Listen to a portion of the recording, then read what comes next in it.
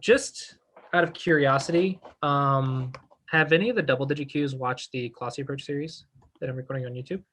I am not sure, but feel free to market it through this review. Well, the reason I ask is because for 17 Qs, I actually talk about in that series exactly what you need to focus on. And what I'm going to be doing is seeing if you're focusing on those points. So open corners first, open sides. So maybe you should mention what you should focus first on. Okay. So at double digit Q, it's good. First, it's good to clarify what you learn from 25Q to 19Q, which is 9x9 and 13x13 basics, which are 9x9 is understanding what borders are, borders of territory, and how to push them, and then understanding simple cutting points, like cuts that go through a knight's move or a hane, and then second line cuts. 13x13 is understanding third line cuts, and on rare occasions, fourth line cuts, understanding the 3/3 invasion and an introduction to like framework and line of influence on a very, very, very basic level. Okay, so once you're out of that, you need to have that stuff down. And from 19Q to 17Q, you need to learn how to play defense and big moves. And then at 17Q, you add on offense. So defense is just any stone near your opponent's stones needs a base, or you need to run away. And then, of course, make sure you do not get cut. And then for big moves, it's open corners, open sides, largest framework. And mostly for 17Q, I'm going to making sure you're going to play defense and big moves.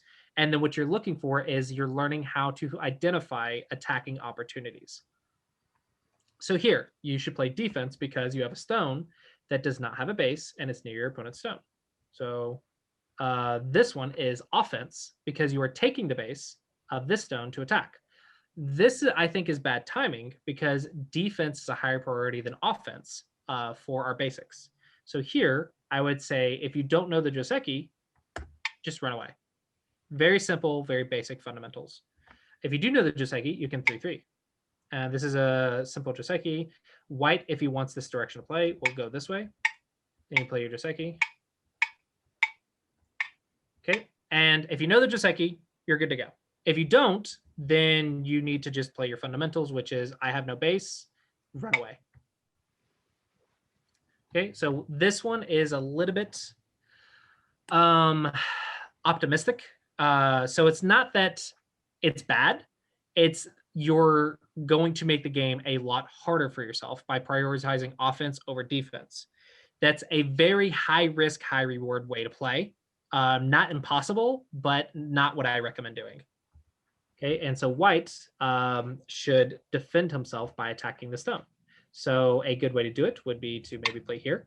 This prevents the underneath connection, like this.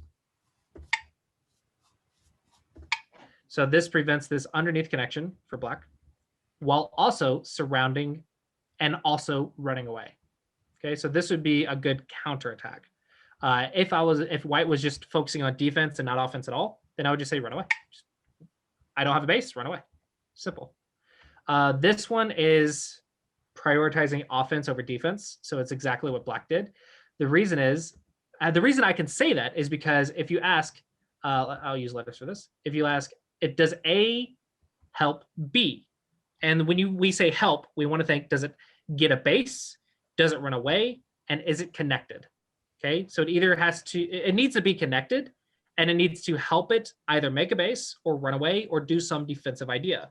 It does not help B because it's not connected. It doesn't help it base or anything like that. So all you're doing is applying pressure to C, which it does apply a lot of pressure. But again, it's high risk, high reward. But the risk part is the problem. This literally forces black to move upwards because Tiger's Mouth is Vita Point and also connections, and you run away. So this should be the response. I see that it isn't, but this should be the response. And now this forces black upwards, which helps surround your stone and also helps black get more stones to help. So the kick here is actually attacking yourself. Now it does prevent black from going to the corner a little bit, not all the way, but a little bit. So it's good for offense, but not for defense. And really understanding that difference is going to be vital for understanding what is happening in the middle game. All right, so black runs this way. Now the diagonal normally cuts. So if this stone was right here, the diagonal does cut. But when it's right here, it actually doesn't, because when you play under and you try to cut like normal, there's an Atari now because the Liberty difference. And then boom.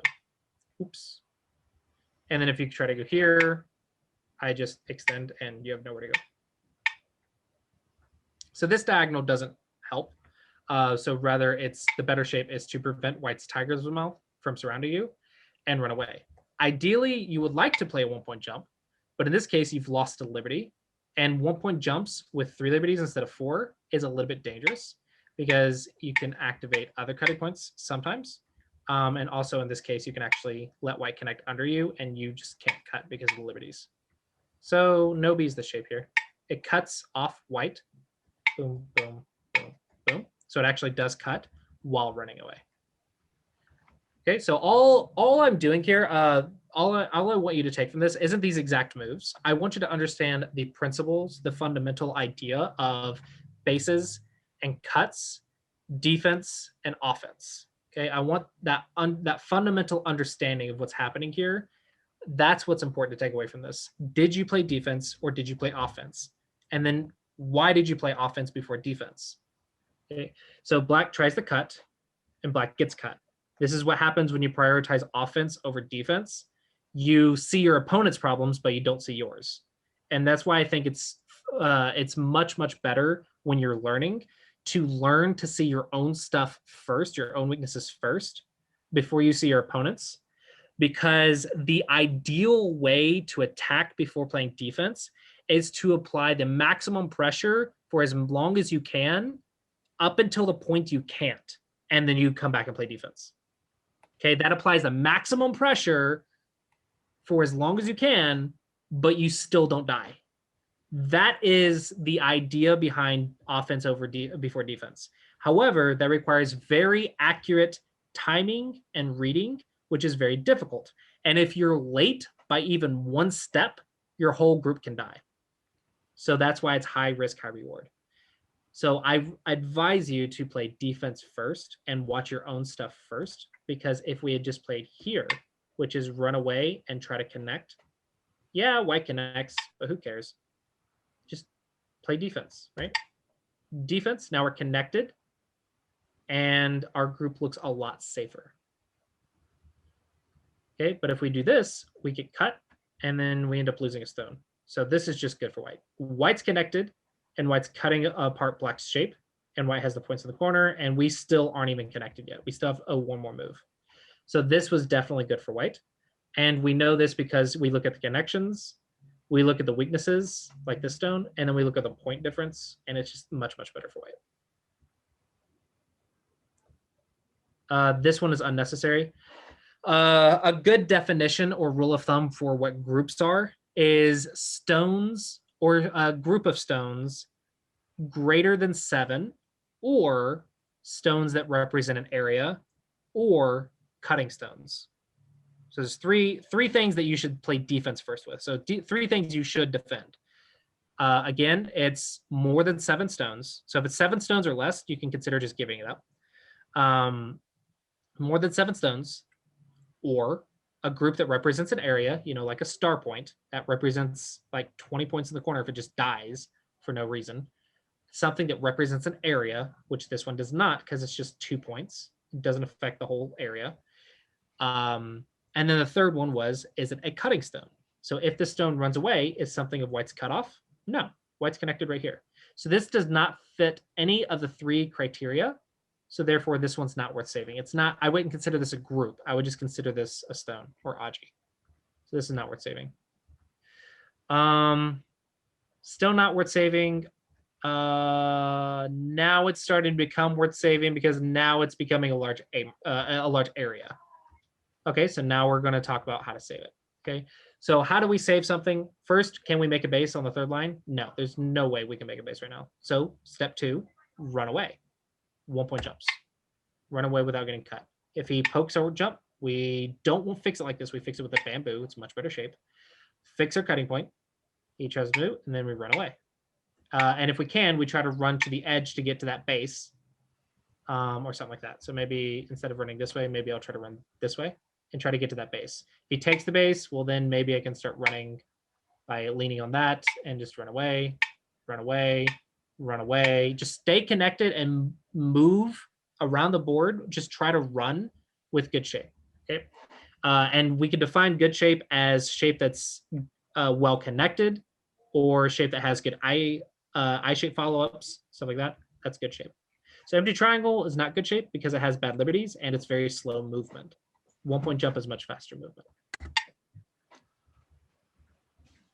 Okay, and this also is why empty triangle is bad, because I can just Atari and then Hane, and you see your liberties are really, really bad. So empty triangles are very bad for defense. This one looks like you're attacking with a weak group. You're trying to cut when you're not alive. This is going to lead to death. That's exactly what happened. Tari connects. Tari, if you connect, you just die. Right? You try to attack instead of defend, and you can't do that. Defense first. Defense first. Is Black in chat actually? Yeah, it's Garvin. Okay. Do you have any questions about this concept of defense first? Garvin, that's a question for you. You muted. Yes. I guess it's all clear. Awesome. So yeah, defense first is definitely the idea. So yeah, just understanding those definitions. And if you want to see more examples, the Classy Approach series on YouTube, I show. I played through a good 5 games, just talking about these basic fundamentals. Yeah, I really like it actually. I have to say, I might start using it in my classes. Garvin is also one of my students. Awesome. School, so yeah, it's just understanding the rules and understanding the definitions. And then once you understand that, it's just a simple yes or no checklist that goes through and makes a good move. It's just understanding the rules. Okay, so once this is dead, like, okay, it's dead. But now these 2 stones. Is it an area? No. Is it more than 7? No. Is it cutting stones? No. So in this case, go play a big move. Instead, don't make another weak group. I think that's the big thing here. When you play defense, Hane's and Knight's moves are very, very dangerous for defense because you have to check their cutting points. And when you defend, it's about movement that doesn't get cut. So in other words, running away, like 1-point jumps don't get cut. Nobis don't get cut. But Knight's moves and Hane's, they do get cut. That's why they're very good for attacking, because if you're attacking, your opponent doesn't have time to cut you. But if you're playing defense, then you're playing movement that is not connected, and your opponent can just cut you and then you die. And it's very, very dangerous. So Hane's, you have to check the cutting points, and you need to watch your connections when you play defense.